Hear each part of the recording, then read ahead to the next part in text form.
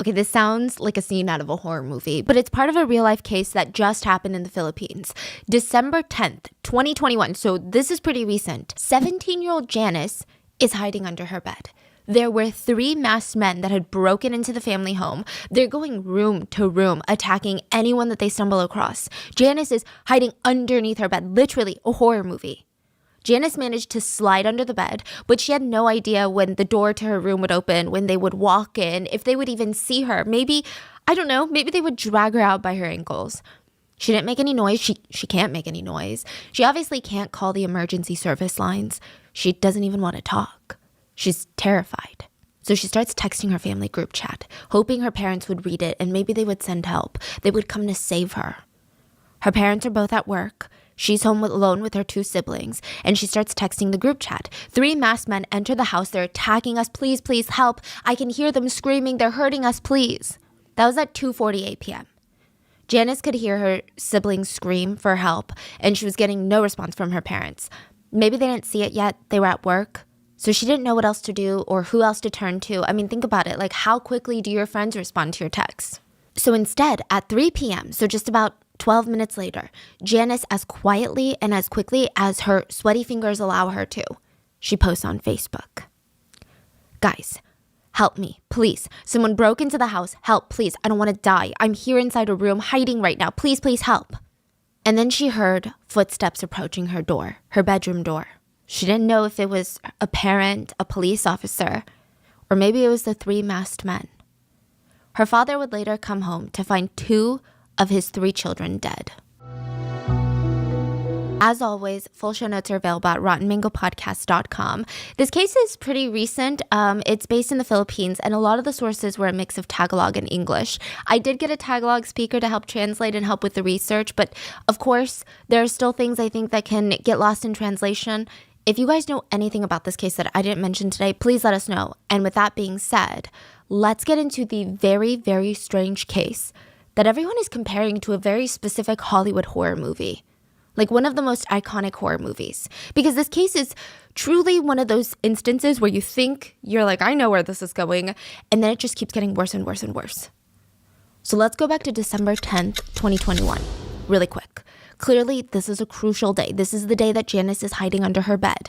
And immediately, the beginning of the day was off to a memorable start, a good start. It was the first time that Janice called the McGuads, her parents, McGuad, Mr. and Mrs. McGuad, mom and dad. They were leaving for work. They were kissing the kids on the cheek, and she called them mom and dad. I mean, I'm sure they told her for a while now that she can call them whatever she feels comfortable with, but she finally called them mom and dad. That's a huge day for any adoptive parent. You feel accepted. You feel like you earned this child's trust. You earned the title. I imagine Mr. McGuad, Cruz, his first name is Cruz, went to work just smiling, like ear to ear, split grin. He just seemed really excited about this and about the family that he was working so hard for. So while he's at work, his coworker opens the door. He's a teacher, so opens the door to his classroom, pops his head in, and is like, don't freak out, Mr. McGuad. Don't panic, but your house has been ransacked. You need to go home now. Mr. McGuad panicked. He freaked out. He runs out of the office. I think it took him about 15 minutes to get into his car, drive all the way home from the school, and there was no context given to him about what his coworker said. All he knew is that his house was ransacked and his 3 kids were at home, or they were supposed to be at home. He's terrified. He can't care less about the damn house. He just needs to get home for his kids, okay? He forgot his house key in the hurry because when he jumps out of the car, he runs to the front door and he doesn't have the key. He's shaking the handle. It's locked. He's pushing up against the door. It's still locked. It's not budging. So he decides, I got to try another door. He turns to leave the front door and he looks down because there's like a crunch underneath his feet. He realizes that at the front of the front door, just on the floor, is a blood-soaked blanket and a knife. The handle of the knife was also missing. So he tries... Just the blade part? Yeah, just the blade part. I imagine, and this is speculative, but I imagine that would happen if you were using the knife to do like very severe things for the handle to break off.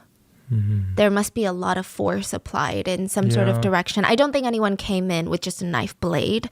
So he tries the front door again. And this time there's a stronger sense of, panic and distress after what he saw. He's banging on the doors, shouting his kids' names.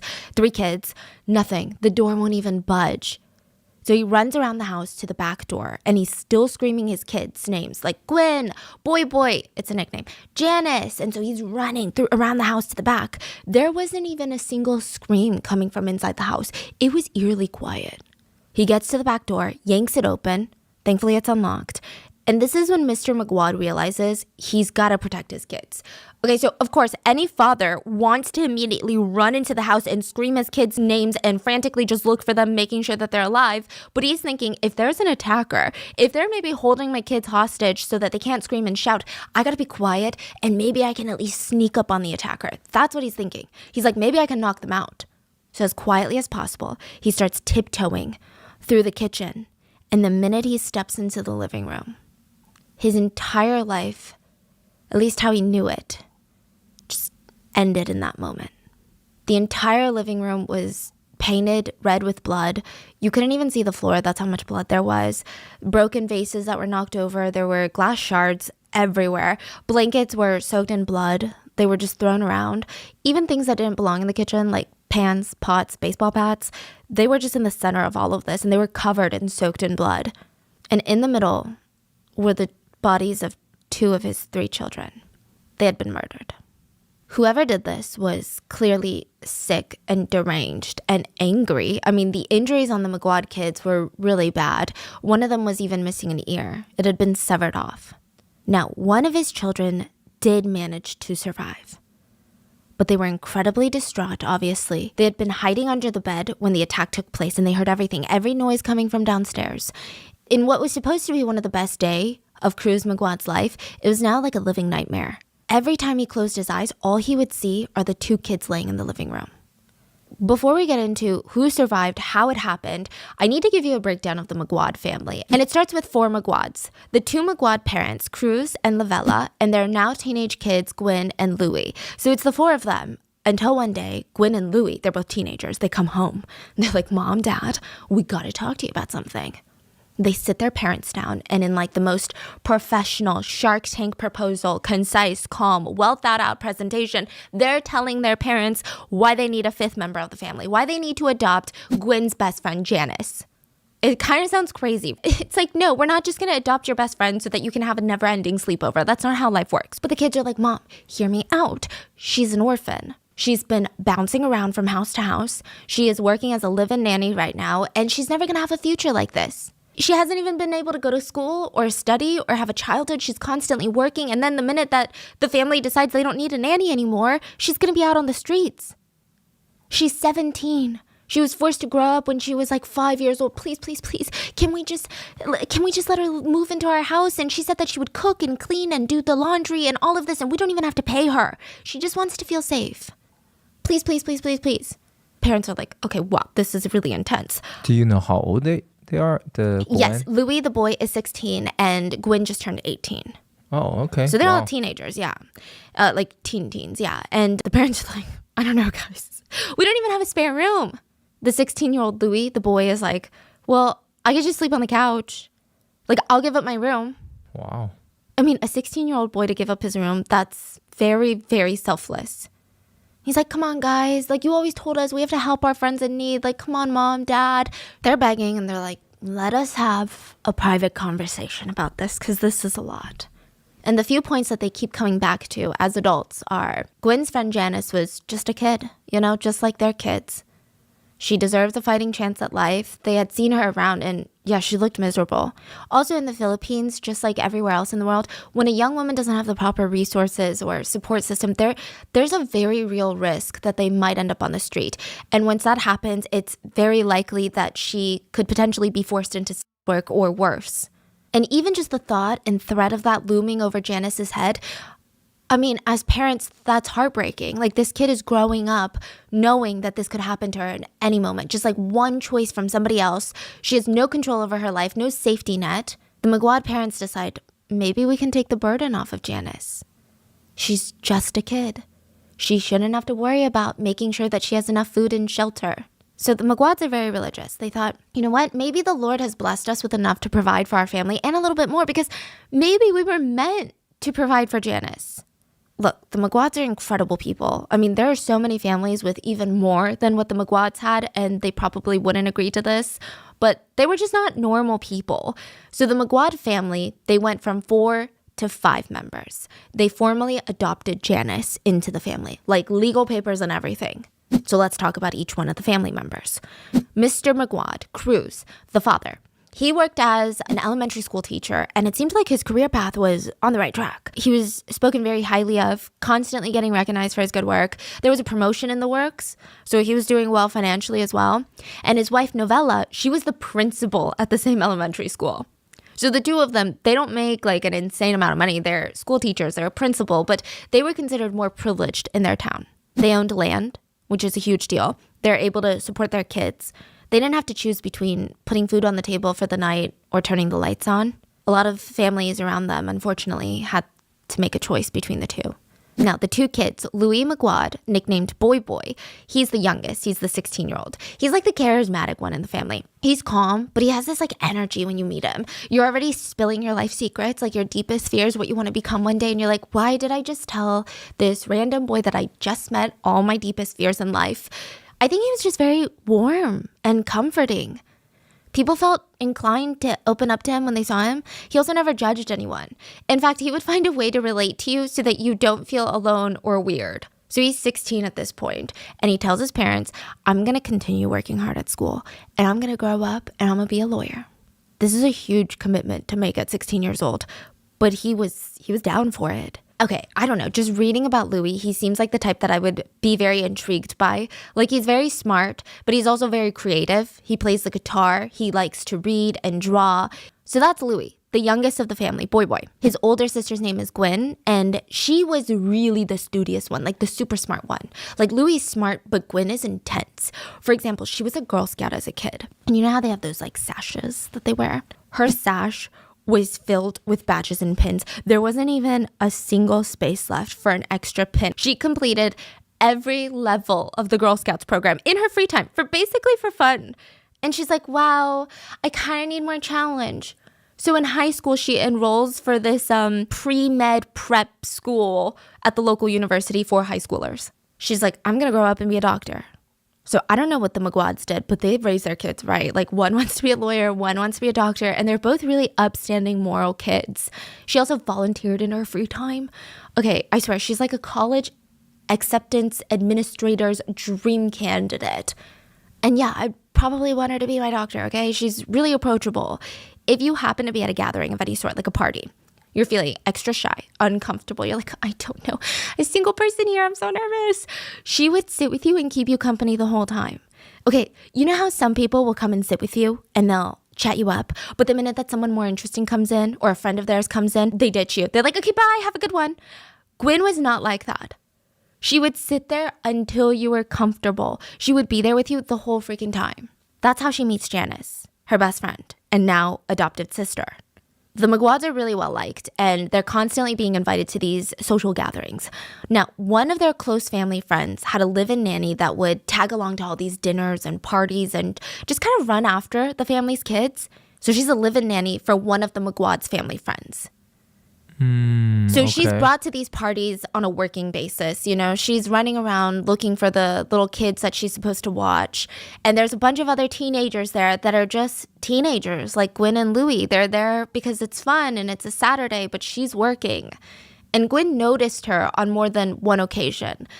Mainly because, you know, Gwen's like, she looks like my age. She must be my age, but wow, she's working. So Gwen strikes up a conversation with her, and they instantly click. Janice is a year younger. She's 17. Gwen just turned 18. And the two of them are like attached at the hip after the first time they start talking. Their favorite thing to do, this is like their go-to. Whenever Janice could get off work for a few hours, they would come up with these elaborate photo shoot sets. And they would like hang up sheets in the backyard and do these fancy little backgrounds. They would set up the little string lights. They would try to time it with golden hour. And then they would do each other's makeup and hair. And they would spend hours just goofing around trying to take pictures of each other. They also really enjoyed filming TikToks together, just of them dancing. It's really cute. It seems like they're really close friends. They kind of look a little shy doing the dances, but Louis is really cute and charming. Okay, in a way that little brothers typically seem to be. He's like sticking his hairy leg out to block the girls when they're dancing, and they're all like laughing and swatting his leg away. So the three of them, they look very comfortable with each other. So it's like once they're comfortable, Gwen feels like she can finally ask, the question, like, why are you living nanny for this family? Like, you don't seem to enjoy it. Do you need to make money for your parents? Like, what's going on? You can tell me, or if you don't want to, you don't have to tell me. Janice opens up and she says, well, I don't have parents. And she starts walking Gwen through her life story, and it's pretty heartbreaking. Janice said her first real memory started when she was like 8 years old. Before that, she doesn't really remember much. She just remembers she's 8, and a stranger found her wandering around a ship by herself, like a giant boat. Not even like a cruise, like I'm talking like a shipping container boat. Her parents were nowhere to be found. I don't know, they may have lost her, but more likely Janice believes that they just completely abandoned her. The stranger was nice and thankfully not a child predator, because they helped post Janice's name and picture on Facebook. Okay, I don't know if that's a good idea, but you get it. And they were posting on online forums to see if her parents were looking for her. Nobody ever responded. Finally, Janice is dropped off at the Philippines version of CPS, the Department of Social Welfare and Development. We're just going to call it DWSD. And that's where Janice stayed. So she's bouncing around from home to home. And then recently she was offered a job as a live-in nanny for this young family, and she took it. Okay, so she hates the job. She hates it. But don't get me wrong, she's so grateful for this opportunity. I mean, to have like a family take her in and let her live with them, that's a great job. It's sad though. She like gets to see these young kids live this amazing life with a family that care about her. She sees Gwen and all the teenagers at the gatherings being teenagers. They have stress, but it's different. They have parents to comfort them. She told Gwen one of the things that she wished for the most growing up. She just wished that she could run around with kids. She wished that when she was running around, she would fall down, scrape her knee, and she could just have a mom to run to that would hug her and put her on her lap and blow on her knee and tell her, it's okay, I got you. I mean, even now, Janice said she wished that all she had to worry about was getting good grades and getting accepted into college and not getting fired and being without a home and having nothing to fend for herself. So Gwen is really emotional when she hears Janice's story. I mean, for one, she had come to see Janice as her sister. So to hear about how hard her life was, I mean, it was rough. But another reason was, I'm sure it touched on the privilege that Gwen felt like she had to know that she was lucky enough that she could always depend on her parents to be there. So like, side note, Gwen's parents, they're not like free-for-all parents. They're not showering her with amazing, luxurious items and like letting her do whatever she wants. Just because they were doing okay didn't mean that they were spoiling the kids. Each member of their family, they had their own set of chores.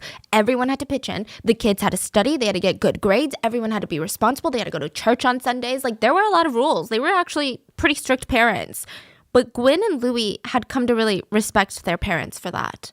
They really were raised really, really well. Like, I think the fact that Gwen and Louis are even comfortable enough to ask their parents to adopt Janice, that just shows you how tight they are, how close they are. So Janice moves in. She gets formally adopted, okay? She moves into Louis' room. He moves out. He's permanently on couch duty now. And from the moment that Janice moves in, everyone treats her like family. They wanted her to feel like at home. They enrolled her in a school immediately. I mean, she had all this room to breathe now. She didn't wake up every single morning to worry about work and putting food on the table. She was just a kid. She said for the first time she had the luxury of daydreaming about her future, like what her dreams are going to be, what she wants to be when she grows up. She had never done that before. So after moving in, the three siblings, they get closer and closer. They kept doing their photo shoots, hanging out all the time. Janice even went on vacation with the McGuad family for the first time. So really close. Now, I do want to make it clear, not everything was sunshine and rainbows. I'm sure any adoptive parent will tell you that it's freaking hard when a new child has to get accustomed to their new environment, learn the rules, and even just to trust the adoptive parents. It's a long process. There's this long, hard grace period you have to go through, and it's completely normal for there to be hiccups along the way. You just have to be open about it, which the McGuads were. I really do think that them being educators helped them in this whole process. They were always patient and understanding. So Janice's first hiccup came a few months after her adoption. The McGuad family had land and a few pigs that they were raising on this land. So they have little pigsters. And Cruz sold one of these pigs for about $200 US. He takes a little cash, it's a bunch of small bills. He puts it in a little cash jar in the primary bedroom because he knew that I don't know, maybe he'll need it for an emergency one day. The same month, his elderly parents test positive for COVID. Now, in the Philippines in 2021, there were these quarantine facilities that you have to go to. So at least in this area. So his parents, they're being quarantined in a government facility and they would need money for food and supplies while they were stuck in there. Cruz is like, okay, perfect. I knew that $200 was going to come in handy. He runs to grab it from his little glass jar and it's freaking empty. It's gone. He's like, that's so weird. So he asks his wife, hey babe, like, have you seen the money? She's like, no, why would I touch the money? He asks his kids and they're like, no, I haven't seen the freaking pig money. Like, why would what? He's like, okay, well, do you guys know where it would be? Everyone's shrugging. They have no idea. They all start helping Cruz search for the missing money. Cruz even wondered if maybe thieves had gotten into the house to take the money, but that didn't make sense because nothing else was stolen. And usually someone was home, so wouldn't they have known? They also have these big dogs that bark like crazy at strangers. So he's genuinely puzzled by this. He's like, this is a case of missing money. This is mind-boggling to me. The family look around for hours. You know, the family is doing well enough to feed the kids and everyone. They're financially stable to a degree, but they don't just have a ton of extra money laying around. So Cruz really was counting on this $200 to give to his parents. He needed it. They're doing everything. Couch cushions, under the refrigerator, under the stove. They're turning over all of the rugs. And one of the kids picks up Janice's backpack. Not because they think it's in Janice's backpack, but to search the ground underneath Janice's backpack. Her backpack was suspiciously heavy. Again, he had received small bills for the sale of the pig, including, I believe, like heavier coins maybe. And so it's not just like two $100 bills. They're like, oh, that's weird because we're doing remote learning. We don't really have a lot of textbooks in our bags right now. So they thought, what the hell? Why is her backpack so heavy? But they didn't accuse her.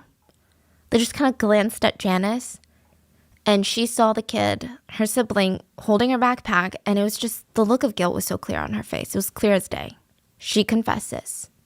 Turns out Janice had a secret compartment that she made in her backpack. So you know the bottom flap of your backpack, you open it up and you look inside and you're like, oh, that's the bottom of the backpack. Well, she undid the seam, created a little empty space between the fabric and the actual inner lining of the bottom of the backpack, hid the cash in there, sewed it back on, basically creating a false bottom for her backpack. Very crafty. But the crazy thing is, and this is why I'm like, I don't know if I can be a parent because it takes so much patience and understanding. Because I'd be like, why'd you do that? That's crazy. But Cruz wasn't even angry. He was disappointed. He's human. And her new family, they all looked at her confused and disappointed. But Janice was breaking down. She's like, I'm so sorry. I don't even know why I did that. Like, I know you probably hate me now. It's awful. I'm so sorry for stealing from you. Please, like, I totally get it. If you want to kick me out of the house, if you want me gone, like, I get it if you never trust me again. But please, I'm just so sorry. I really don't know why I did that. The McGuards were hurt, but they also kind of understood. So Janice had grown up with nothing. She didn't have the security that the McGuad kids had grown up with. And side note, stealing is actually very common in families with recent adoptees, especially with money and food. It comes from the child's scarcity mindset. So, think about it. If you never know where your next meal or money for your next meal or even shoes or socks is coming from, and now you're suddenly in a place with an abundance of food, of course you're gonna think, I should probably grab some more so I can save it for later when I inevitably need it again. There's no way you're just going to take it for granted immediately and be like, this is my life now, unlimited food. These children truly believe this family's going to let them go, they're going to face scarcity again, and they need to stock up. I know it's messed up that she stole the money, but it's kind of heartbreaking when you think about the psychology of why an adopted child might steal from their new families. So yeah, the McGuads were disappointed, but they got it. They understood. And it didn't matter to them because it's like when your kid makes a mistake, what do? They're still your kid. And Janice is their kid. That's how they thought about it. Janice is our daughter. Of course, we're not going to turn our backs on her because she did something wrong. She just needs guidance. So after this little hiccup, the family focuses on rebuilding that trust. And it wasn't this, Janice, you made us lose our trust in you, so earn it back. It was more so the McGuads trying to comfort Janice, to reaffirm in her belief that they're family now and she never has to worry about food for as long as all of them live because she's family. After this incident, the family actually come out stronger than before, more bonded together. Gwen started tutoring Janice when everything went into remote learning. And December 10th of 2021, before the McGuad parents left for work, Janice turned to them and called them mom and dad. It was supposed to be a very, very, very good day. But there was a problem. Janice, their adopted daughter, whom they thought was legally categorized as an orphan, meaning without parents. Well, it turns out, Janice wasn't even an orphan. In fact, she was regularly communicating with her mom on Facebook. What? So what the hell is going on here? Back to the day of the murder, December 10th of 2021. I'm not sure how Cruz's coworker knew that the family home had been ransacked. Maybe he saw Janice's Facebook post or someone he knew had seen it. But Cruz rushes home, finds 2 of his children dead in the living room. He tries to check if there was anything, a small pulse or anything, but there was nothing. It said Cruz dropped to the ground and he cried out. He's religious. He cried out, "Lord, why did you have to take both of them? Why do I have to lose both of them? Why?" And then he collects himself as best as he can because he's still a father. He has to look for his 3rd child. So he's scrambling and he's praying that he wouldn't stumble across another dead body. And he calls her name out and finally he hears like the creaking of a door, like, you know, when you crack it open. And he hears her voice and he screams, "Janice!" And he runs to her room and he's putting his hands on her head and shoulders and arms. And he's frantically checking all over her to see if like she's hurt. She wasn't hurt, but she's dripping wet. And for a split second, he was panicked that it was blood. But it wasn't. It was water. We're going to come back to this His detail. clothing too? Her hair is like soaking wet in water. He made sure that she was okay, rushed them out, and he kept asking her, "Are you sure you're okay? Are you hurt? Why is your hair wet? Are you sure it's not blood? Are you bleeding anywhere?" Janice is like hyperventilating. She's explaining 3 men came into the house. They attacked Gwen and Boy Boy. She had enough time to run into her room. She hid under the bed. She was so terrified. The screams were so loud. There were so many screams. She was so scared. She knew that she couldn't help her siblings and she didn't know what to do or how to even do it. And then finally it went silent. She didn't know what to do. She was so stressed. She was having a panic attack. So the only thing that she could think to do in the moment was take a bath.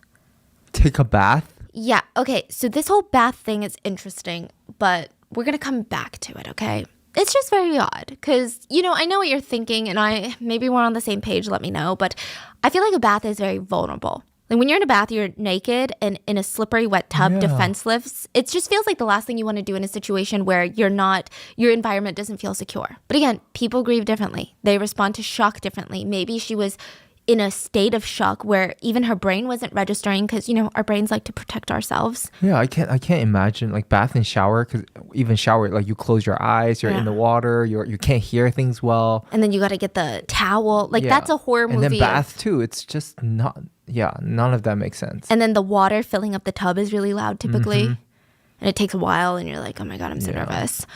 So Cruz comforts her. And honestly, he stayed strong for her because 2 of his children are dead.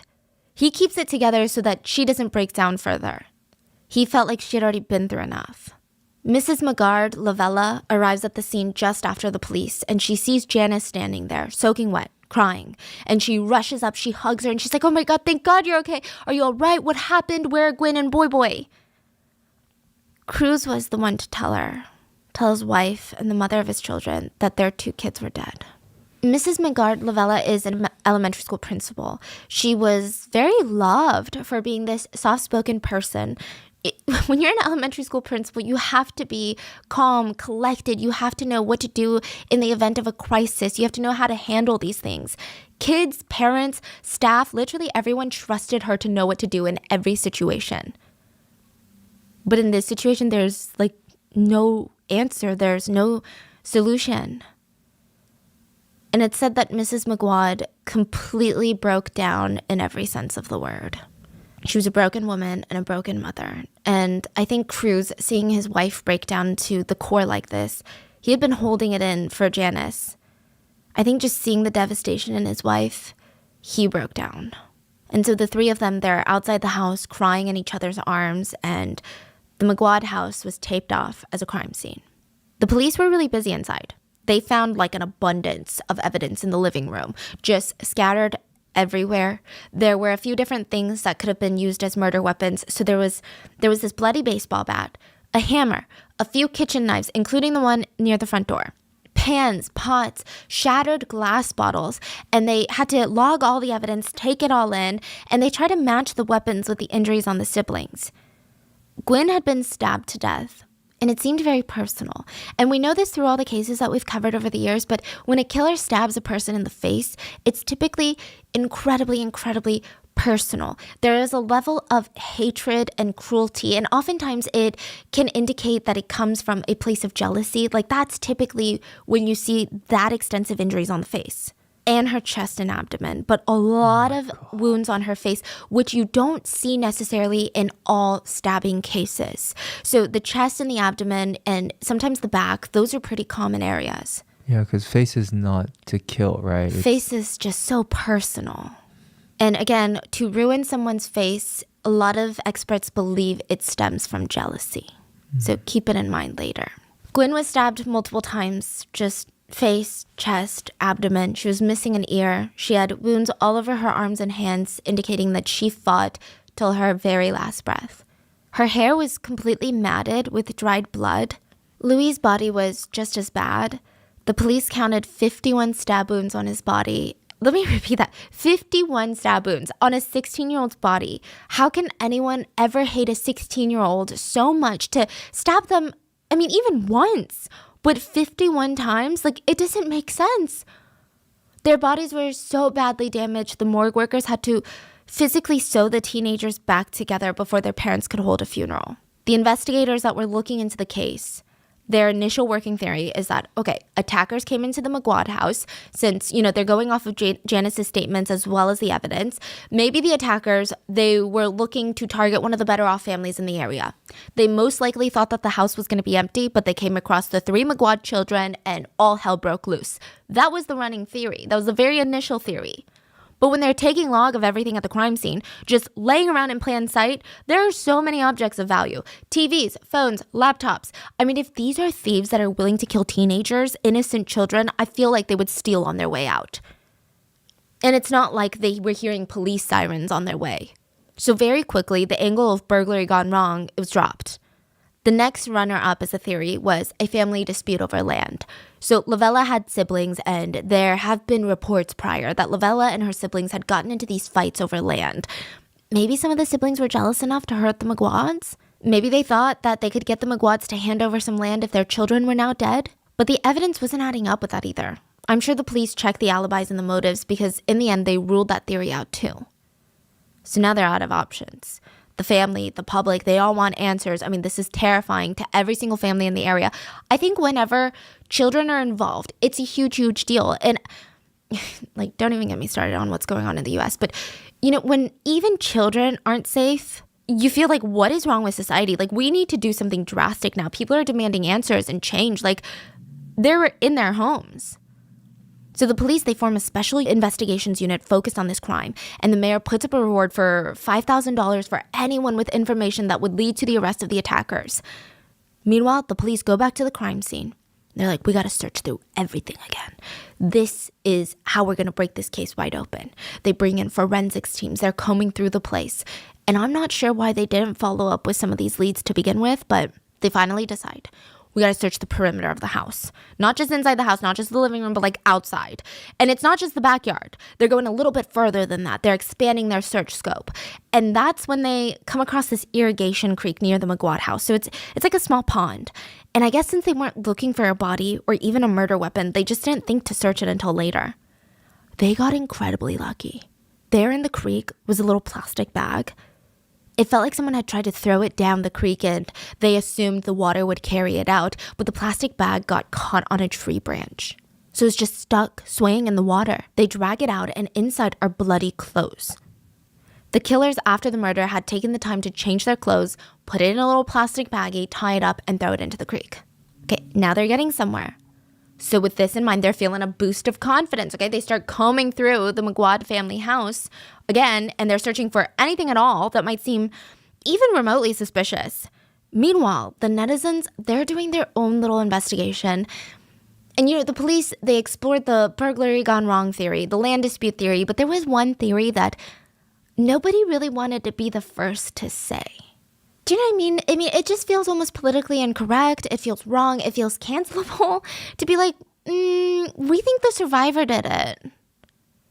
Like, even just saying that, that's crazy, right? I mean, normally I'm like, don't say it then. If you think you're going to get canceled, don't say it because you're probably, like, don't come up with these theories. Wait, did people think of that right away? Yeah, like, netizens were like, I don't really want to say it. They're trying to, like, come up with roundabout ways of being like, well, there's a few parts. Nobody wants to be like, I think the survivor killed them. The netizens did have some strong points, though. And normally I'm against these types of theories because more often than not, they're not true and it just ends up hurting the survivor even more. But I'm going to walk you through some of the biggest points of contention. Point 1, the freaking bath. The bath, okay? This was the weirdest part. This is the part in the case where immediately my little radars are going off. Like, it's very strange. When Cruz, the father, found her in her room after he found his 2 children murdered in the living room, he was just so happy that she was alive. He was so happy that she wasn't injured. But she's soaking wet. And she explains to him, once the screams of her siblings stopped, she took a bath because she was so nervous. Again, what an oddly vulnerable position to put yourself in when there were just 3 homicidal attackers in your home. I think that's even a nightmare to most people. Being in a bath when intruders break in. You just don't feel safe and secured. That's why when you're like showering, you're trying to open your eyes and you're like, I gotta keep looking. Even Cruz said, when I heard that and when the shock of my kids passing wore off, I just couldn't stop thinking about that part. He didn't want to, but he couldn't help but wonder, like, why? Like, wouldn't a more natural reaction to be either run to your siblings' bodies, keep hiding under the bed until someone found you, or maybe even run out of the house? Netizens speculated in a very roundabout way initially that she took a shower to get all the blood off of her after she stabbed her siblings. And again, Louis was stabbed 51 times. That's just on his body. That's not including the injuries on Gwen's. Another point of contention was the fact that Janice didn't come downstairs when she heard Cruz yelling their names. The house isn't massive, and from where her bedroom was, I mean, she could hear him banging on the front door, screaming the kids' names, running around to the back of the house. She didn't even scream back. She didn't alert him that she was in the house. Nothing. She stayed hidden, and she didn't come out until she heard him come across his children's bodies in the living room. But there's bigger points to be made. The third point is the room that Janice hid in was ransacked. She said the attackers entered the room and they just didn't see her hiding under the bed and they ransacked her entire room. I don't know. It's just kind of weird. And the house really isn't that big. So if she ran away when the attackers were already inside the house, wouldn't at least one of the 3 attackers had seen her run to her room? And one of the first places you would check is underneath the bed. Mm-hmm. So they just go into her room, ransack the room and think, you know what? I'm sure she's not going to tell anyone what happened. It's weird. Also, she stated that she locked herself in the room and then hid under the bed. If the door was locked from the inside, how did the room get turned inside out? There were also droplets of blood that were inside of her room. And so she's arguing, yeah, because the attackers came into the room and ransacked the place. Of course, there's going to be droplets of blood because they were probably covered in blood because look at how graphic the crime scene is. But it just wasn't making any sense. Then the last point of contention was Janice sent the message to her family group chat at 2:48 p.m., remember? After the autopsy, police discovered that the McGuad siblings' time of death was closer to 2 p.m. So what happened during those 50 minutes? This next one is a bit more speculative, but I'm still going to go over it. A lot of netizens were wondering how she was able to post a Facebook post spelled 100% correctly and including emojis. So the Facebook post begging for help because there were intruders in the house, that post included emojis. Just kind of strange. And on top of that, just a few minutes after posting on Facebook, she changed the last name to her profile to P, P-E-E. We don't know what P is. Her birth last name is Sibiel, and her adoptive last name is McGuad. I don't know what Janice P is. Wait, after she made a post, she changed her last name? Yeah. So you're telling me you're hiding under the bed and there's 3 knife-wielding attackers downstairs murdering your siblings and you're like, I need to update my Facebook name, right now. I wonder, okay, this is, again, speculation time, but maybe in her 17-year-old mind, she thought that if her name wasn't Janice McGuad, the police couldn't find her profile. So, I think maybe she thinks the police are going to go and be like, oh, you know what? Let me just investigate this whole family. And, okay, Janice McGuad types it in Facebook. There's no Janice McGuad. Was it Janice McGuad before? Yeah. Oh, okay. She's trying to hide her name. I mean, that's all they can think of in a 17-year-old's head. Because obviously, they're going to find you regardless. Yeah, okay. But I'm trying to think like a 17-year-old because it's so random.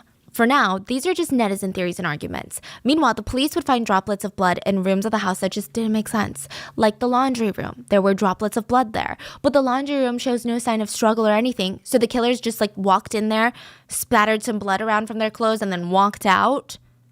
Now, the police believe that they do an exhaustive search of the house and the crime scene tape comes down. And the McGuads were allowed back into their home to clean and tidy up. And I guess figure out what they wanted to do with the place. Mrs. McGuad felt like a zombie in this house. So while the police were investigating, all she did was cry and grieve and scream and then crawl up in a ball and then wait for the wave of emotions to hit again. And now she's back in the house. She's like, I just want to stay busy so that these floodgates don't open. She starts tidying up the areas and she starts with Janice's room. It's been ransacked. So this is Louis' old room. Mrs. McGuad starts going through and cleaning up and she stumbles across an ID. She's never seen this ID before. It doesn't belong to her children. She rushes to hand it over to the police, and since the ID belonged to a 17-year-old male, his name has not been identified to the press, but he's often referred to as Marlon, which is a pseudonym. Lavella did not know Marlon. She had never seen Marlon before in her entire life, so why is his ID in her house? Her neighbors had seen him before, though. The day of the murders, a few eyewitnesses came forward to say that they saw Marlon heading towards the McGuad residence. And it wasn't just neighbors. A store owner that was asked said Marlon came in and asked him which house belonged to the McGuads. A motorcycle driver said that he even drove Marlon to the McGuad house that day. What? So the police, they finally have their first big lead. And since Marlon's ID was found in Janice's room, they bring her in and they start questioning her. And when I say questioning, I mean that in the lightest sense possible. They're not interrogating her. They're just like, hey, we found this ID in your room. Do you recognize it? Do you know who this person is? Wait, are they suspecting her at this point? Oh, okay. They're just like, oh, we found this in your room. Maybe it's Louise. Maybe Louis had a friend, but we just want to know if you know. Just simply asking questions. And she's like, yeah, I know that person. They're kind of taken aback. I don't think that was the answer that they were expecting. They're like, oh, you know this guy? Yeah, I know him. And she breaks down and she says, I had something to do with the murders. In that interrogation room, in the presence of a lawyer, Janice admits that she and one other accomplice were the ones that murdered the McGuad siblings. Look, the admission itself was never released. All we know is that she admitted to it, but we don't know how active of a role she took. We don't know if she participated in the physical killing. I think most people suspect that she absolutely did, but we don't even know who her accomplice was, beyond the fact that everyone calls him Marlon.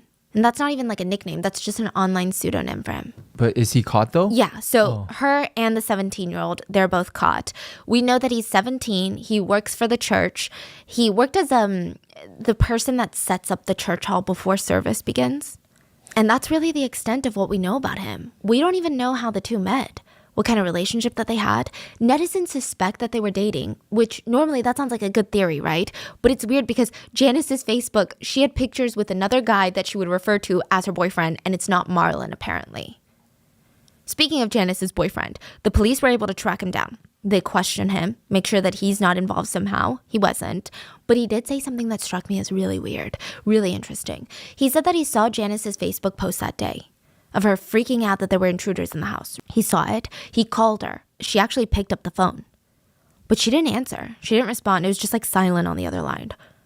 He didn't hear any strange noises or anything like that, so after a few seconds of silence, he just hung up. He assumed that nothing really bad was happening, maybe she was being dramatic. Okay, so this was odd to me. It strikes me as so strange. Either this guy is a really boyfriend, the world's worst boyfriend, or maybe Janice has a history of making bizarre claims or being dramatic. It's just really strange behavior. I can't imagine a world where your loved one or anyone posts like that on social media and you're just like, oh, well, it was silent when I called them. They're probably fine. Unless it's frequent, I don't know.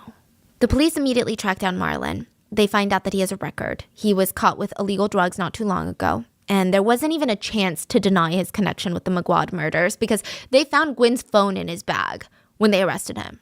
Now, this is where the case starts getting really, really strange. So at first, this was looking like a final girl situation, which if you guys know the final girl trope, it's a trope in slasher movies, horror movies, where one final girl at the end survives and she either confronts the killer or she lives to tell the tale. So a lot of people thought that this was like a final girl situation, but it went from that to being compared to the movie Orphan. Do you know which one I'm talking about? It's about this husband and wife who adopt a 9-year-old girl after they lose their baby. But the 9-year-old turns out to be a 33-year-old woman who is just hell-bent on killing the entire family. Side note, I know the movie Orphan was very controversial. A lot of adoption groups hated the depiction of murderous adoptees.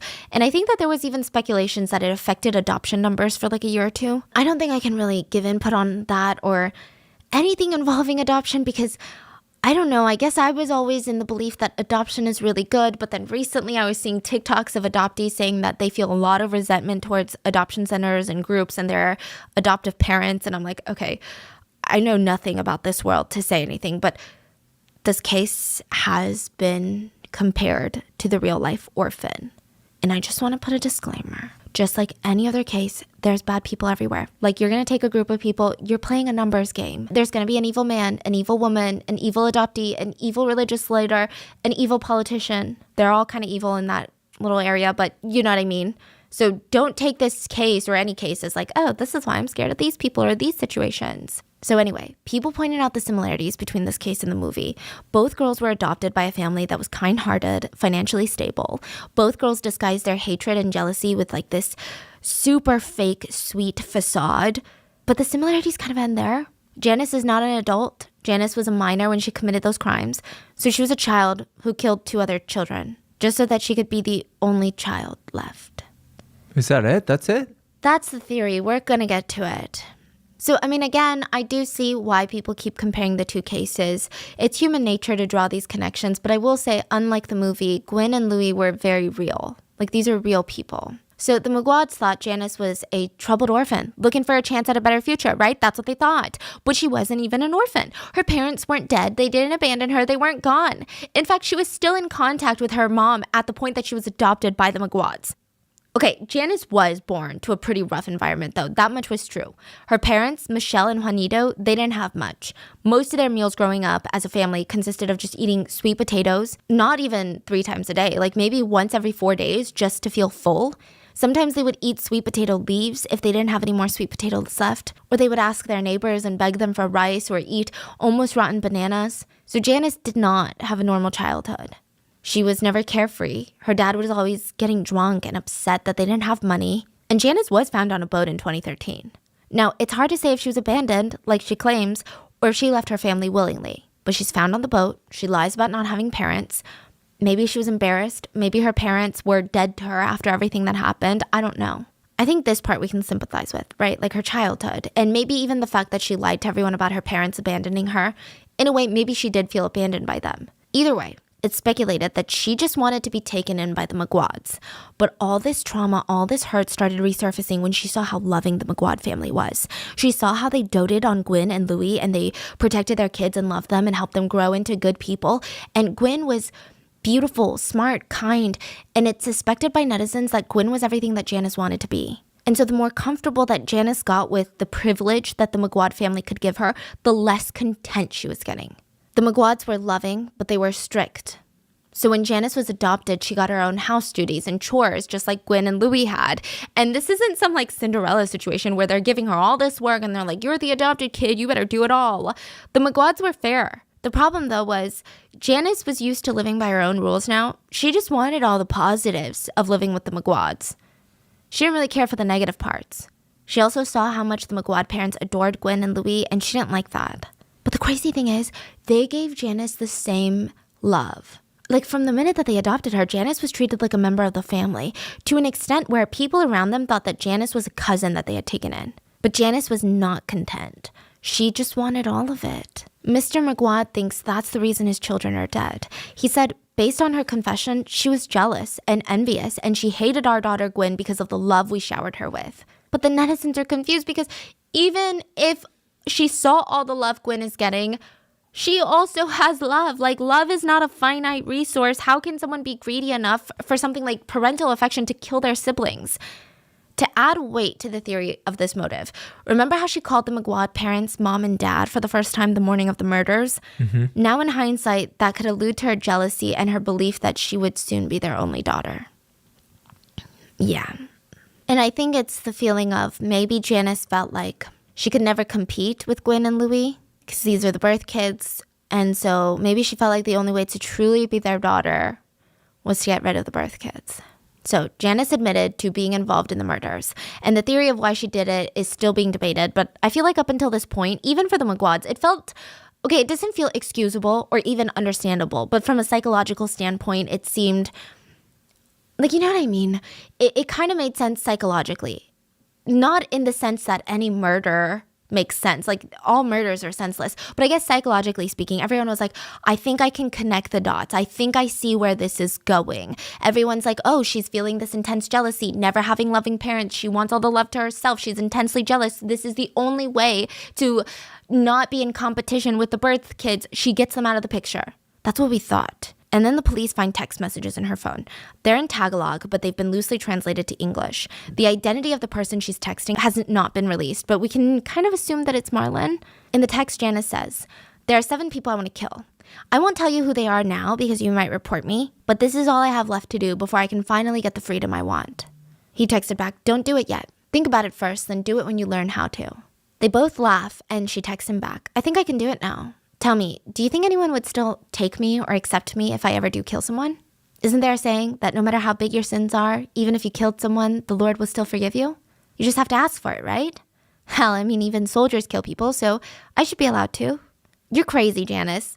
But for me, it's okay because I have someone special who will still love and accept me even if I do end up killing someone. Janice says, I'm being serious. I want to be a Marine. Yeah, she wanted to be a Marine, okay? And he says, soldiers don't kill people who wouldn't kill them first. I just want to finally be happy and do what makes me happy. Same. I want to not worry about the people around me anymore. Janice gets upset and she says, whatever, if you don't want to do it with me, then I'll just find someone else who will. I just can't take my surroundings anymore. It's not healthy for me. Same. Haha. Don't you have anything better to say than just same?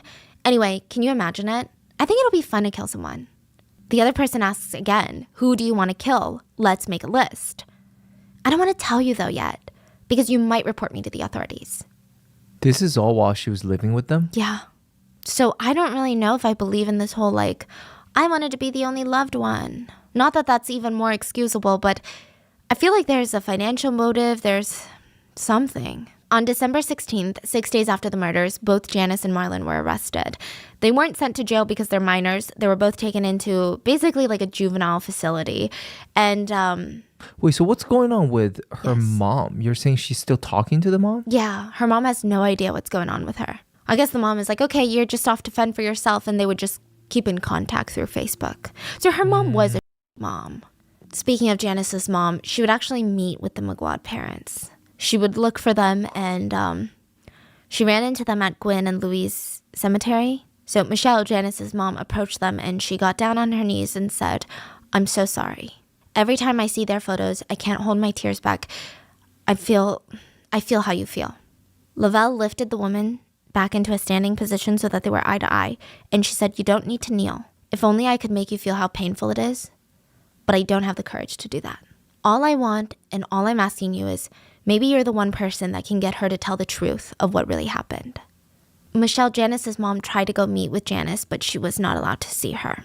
So the killers were tried separately. So they were tried for the murder of Louis and for Gwen separately. One for Louis, one for Gwen. And when this first sentence came out, it was insane. Oh, speaking of, while they were at this juvenile center, they're provided with like activities. It doesn't even seem like prison. They're going through therapy. They have activities to keep them not bored. And while they're at the center, Janice, for lack of a better word, she gave everyone there the creeps. She would just sit in her cell quietly, never made small talk, no interest in anything, just sitting there watching everyone. The other kids there were so scared they asked to be transferred to a different room. So the first sentence came out, and the 2 killers would receive 10 years each for the murder of one McGuad sibling.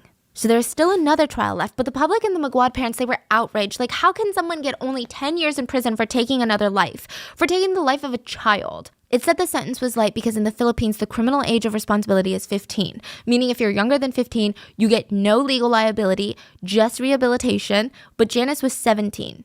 So between the ages of 15 and 18, the criminal sentence would be rehab until they reached 18. Basically, they're going easy on them because they were minors when the crimes happened. That's freaking crazy. Yeah, the McGuad parents were not happy at all with this sentence. Neither was the public.